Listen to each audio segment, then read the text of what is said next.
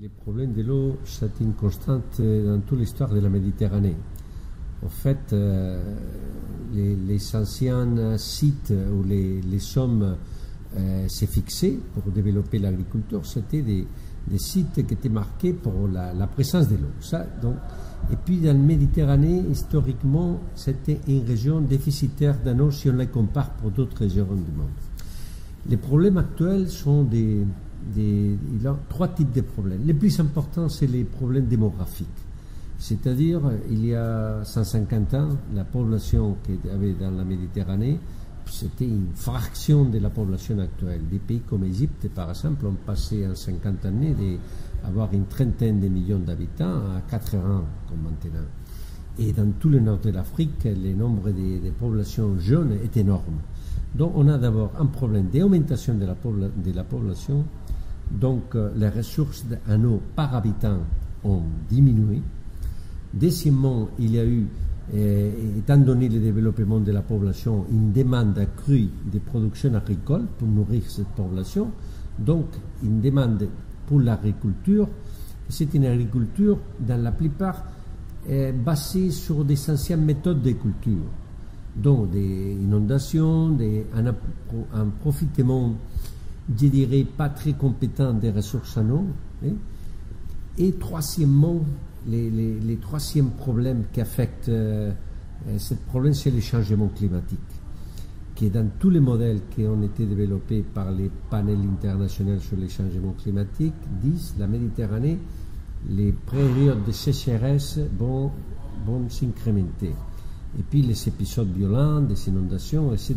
Donc les bilans finaux des pluies sur les régions méditerranéennes vont décroître. Donc on a les trois problèmes: accroissement de la population, accroissement de la production agricole et donc un use accru des ressources en eau, et puis troisièmement les changements climatiques.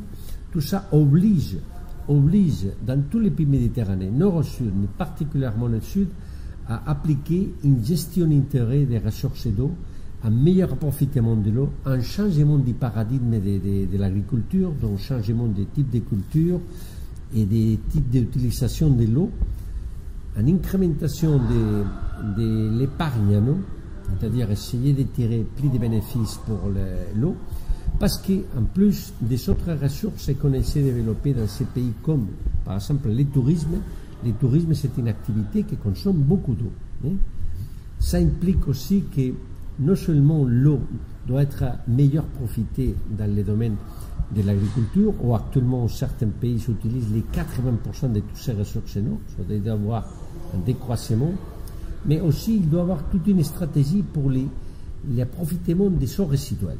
Des eaux résiduelles dans les villes, le recyclage de l'eau de l'industrie, le recyclage de l'eau qu'on emploie dans l'agriculture. Donc c'est toute une stratégie de l'eau qui d'ailleurs a été reconnue dans une conférence ministérielle sur l'eau en Méditerranée, a été reconnue la nécessité de ce changement absolu de la logique de gestion de l'eau dans la Méditerranée. Donc il y a tout un accord, mais les mettre en place, c'est un effort terrible parce qu'il y a un effort social d'éducation de la population pour l'usage de l'eau, tirer plus de profit de chaque goutte d'eau qu'on emploie.